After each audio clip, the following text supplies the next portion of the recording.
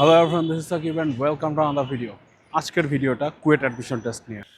তো কুয়েট পরীক্ষার আর মাত্র কয়েকদিন বাকি আছে। এই কয়েকদিন কীভাবে প্রিপারেশন নেব না, যারা বুয়েট বা বুটেক্স এক্সাম দিছো তাদের অলরেডি কোয়েশ্চেন ব্যাংক শেষ হয়ে যাওয়ার কথা। যদি কোয়েশ্চেন ব্যাংক শেষ না হয় বা রিভিশন না হয় তাহলে অবভিয়াসলি রিভিশন দিবা।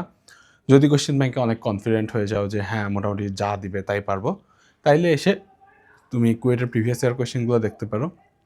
এখন কথা হচ্ছে ভাই, এবার তো কুয়েটের রিটেন এক্সাম, তো তাইলে প্রিভিয়াস ইয়ার তো এমসিকিউ, তাইলে মানে এমসিকিউ দেখে লাভ কি? ওয়েল, এমসিকিউ দেখে লাভ হচ্ছে কুয়েটের বেশিরভাগ এমসিকিউ তোমার রিটেন টাইপেরই হয়। সো প্রিভিয়াস ইয়ার কোয়েশ্চেন দেখলে there is a high chance যে একটা বড় পোর্শন ওখান থেকে কমন পাবা। আর আমার যেটা ধারণা যে ফিজিক্স কেমিস্ট্রি ম্যাথ যেহেতু 150 মার্কস করে অ্যান্ড ইংলিশ 50 মার্কস, তো রিটার্ন দিলে 15টা কোয়েশ্চেন দিবে physics chemistry math and English হয়তো বা 4-5টা দিবে। মানে তোমার বুটেক্সের মতোই, জাস্ট এখানে 45টা ফিজিক্স কেমিস্ট্রি ম্যাথ আর ইংলিশ সব মিলায় 3 ঘন্টা টাইম। সো টাইম পাচ্ছ একটু বেশি। না, কুয়েটে কঠিন কোয়েশ্চেন আসতে পারে, যেমন বুয়েটে আজকের পরীক্ষায় এক্সেপশনালি কঠিন কোয়েশ্চেন আসছে ম্যাথে, এ ধরনের কোয়েশ্চেন আসতে পারে, বাট আই ডোন্ট থিঙ্ক এতটা কঠিন করবে। অ্যান্ড করলেও আসলে এটা নিয়ে মাথা ঘামানোর কিছু নাই। রিজন হচ্ছে তুমি নেক্সট 3-4 দিনে এমন কিছু করতে পারবে না যেটার জন্য তুমি কঠিন কোয়েশ্চেন সলভ করতে পারবে। ওকে, যাদের প্রবলেম সলভিং স্কিল অনেক ভালো তারা ছাড়া মনে হয় না কেউ পারছে। And it doesn't really matter anyways, কারণ বেশিরভাগই এই টাইপের কোয়েশ্চেন পারবে না। তো তোমার টার্গেট হচ্ছে তুমি যেগুলো পারো সেই কোয়েশ্চেনগুলো যাতে ভালো মতো করে আসা যায়। এই জন্য কোয়েশ্চেন ব্যাংক রিভিশন দিবা। যদি কোয়েশ্চেন ব্যাংক অনেক ভালো মতো শেষ হয়ে যায় তখন গিয়ে কুয়েটের প্রিভিয়াস ইয়ার দেখলা। আর যদি স্পেসিফিক কোনো চ্যাপ্টারে প্রবলেম থাকে, যেমন মনে করো ম্যাথে স্থিরবিদ্যা গতিবিদ্যা, তারপরে ত্রিকোণমিতি যেটাতে মনে করো তোমার কনফিডেন্স নাই, এই চ্যাপ্টারগুলো এই নেক্সট কয়েকদিনের মধ্যে একটু ভালো মতো দেখে যাওয়ার ট্রাই করবো, ঠিক আছে? আর মডেল টেস্ট যেভাবে পারো দাও। যদি কোনো কোচিংয়ে মডেল টেস্ট নাও, কোচিংয়ে এক্সাম দাও। যদি কোচিংয়ে না নেয়, অনলাইন বিভিন্ন মডেল টেস্ট দেওয়ার ওয়ে আছে, অনলাইন বিভিন্ন প্ল্যাটফর্মে, সেগুলো জায়গায় দাও। বা মডেল টেস্ট বইও থাকতে পারে, এটাও দিতে পারো, বাট মডেল টেস্ট দেওয়া লাগবে। মডেল টেস্ট দিলে আর কি জিনিসটা ইজি হবে। এখন যেহেতু আমরা সার্টেন না কুয়েটে এবার কেমন কোয়েশ্চেন করবে, যেহেতু রিটেন এটা ফার্স্ট টাইম, সো এটা নিয়ে একটু দ্বিধাদ্বন্দ্ব থাকতে পারে। বাট আমার ধারণা যে 15 ফিজিক্স কেমিস্ট্রি ম্যাথ আর ইংলিশ 50 মার্কস, এটা করার কথা। এখন আসি এক্সাম হল স্ট্র্যাটেজিতে। তো কুয়েটের রিটেন এক্সামের জন্য তোমার স্ট্র্যাটেজি কেমন হওয়া উচিত? ওয়েল, কুয়েটের এবারকার যেই সার্কুলার সেটাতে লেখা লিখিত পরীক্ষা, অনেকে বলতেছে হয়তো এটা এমসিকিউ নেবে, but I don't think so. লিখিত পরীক্ষা যদি হয় তো তোমার 45টা ফিজিক্স কেমিস্ট্রি ম্যাথ আর 50 মার্কস ইংলিশের জন্য তুমি টোটাল পাচ্ছ 3 ঘন্টা। অন্যান্য এক্সামের থেকে টাইম বেশি।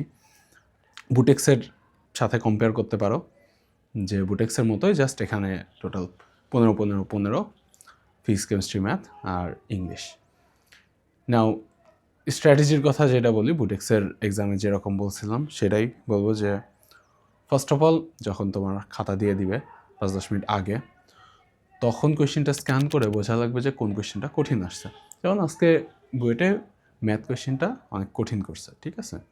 তো যারা মনে করো ম্যাথ দিয়ে স্টার্ট করছে ওদের এক্সাম খারাপ দেওয়ার চান্সেস বেশি, কারণ ওরা তোমার ম্যাথ দিয়ে স্টার্ট করছে, দেখতেছে বেশিরভাগই স্কিপ। তো এখানে কিন্তু মনোবল ভেঙে যায়। এই জন্য শুরুতে স্ক্যান করাটা জরুরি, যাতে তুমি বুঝতে পারো কোন সাবজেক্টটা দিয়ে শুরু করলে তোমার জন্য সুবিধা। কারণ যদি এমন হয় যে ম্যাথ মনে করো অনেক কঠিন আসছে, তখন ডেফিনেটলি তোমার এটা পরে করা উচিত। ওকে, আমার সাজেশন থাকবে যে কেমিস্ট্রি আর ইংলিশটা আয় করে নাও, কারণ এখানে ঝামেলা কম।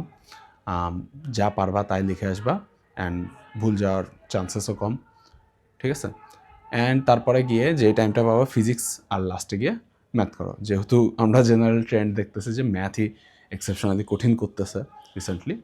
আর যদি এমন দেখো যে কোনো একটা সাবজেক্ট বেশি কঠিন মনে করো, ফিজিক্স বা কেমিস্ট্রি বেশি কঠিন করছে, কুয়েটে পারতেছ না, তখন অন্য সাবজেক্ট দিয়ে স্টার্ট করতে পারো। অ্যান্ড 3 ঘন্টা যেহেতু, আই ডোন্ট থিঙ্ক টাইম নিয়ে প্রবলেম হবে। তার মানে এই না যে তুমি একটা কোয়েশ্চেনে অনেক বেশি টাইম স্পেন্ড করবা, অবশ্যই স্কিপ করা লাগবে। বাট আমি এই জিনিসটা বলবো যে একটা কোয়েশ্চেন একদম পুরোটা ফাঁকা রেখে এসো না, স্কিপ করো, বাট যা যা জানো ওই কোয়েশ্চেন সম্পর্কে, যা ফর্মুলা জানো লেখা আসো, কারণ পার্শিয়াল মার্কস দেয়, ঠিক আছে? রিটেন এক্সামে পার্শিয়াল মার্কস বেশ ভালোই দেয়। মনে করো যে একটা কোয়েশ্চেন আগামাথা কিচ্ছু বুঝতেছো না, কোয়েশ্চেনটা তুলে তুমি যা যা জানো সেগুলো করে আসো, ঠিক আছে? মানে উইদিন 1 to 1.5 মিনিটস 1 থেকে 1.5 মিনিট টাইম নাও প্রত্যেকটা কোয়েশ্চেনের জন্য, অ্যান্ড যা যা পারো লিখে আসো, ঠিক আছে? তাইলে পার্শিয়াল মার্কসও অ্যাকচুয়ালি তোমার র্যাঙ্কে একটা বড় ইম্প্যাক্ট রাখতে পারে, ঠিক আছে? অ্যান্ড অবভিয়াসলি কোনো এক্সাম নিয়ে প্যারা নেওয়া যাবে না, ঠিক আছে? জিনিসটা হচ্ছে তুমি একটা এক্সামে যত বেশি স্ট্রেস থাকবা তোমার ওই এক্সামে খারাপ করার চান্সেস তত বাড়বে, ঠিক আছে? আমি আমার লাইফ থেকে দেখছি যে এক্সামগুলোতে একদম চিলভাবে এক্সাম দিচ্ছি সেগুলোতেই ইউজুয়ালি আমার র্যাঙ্ক ভালো আসছে।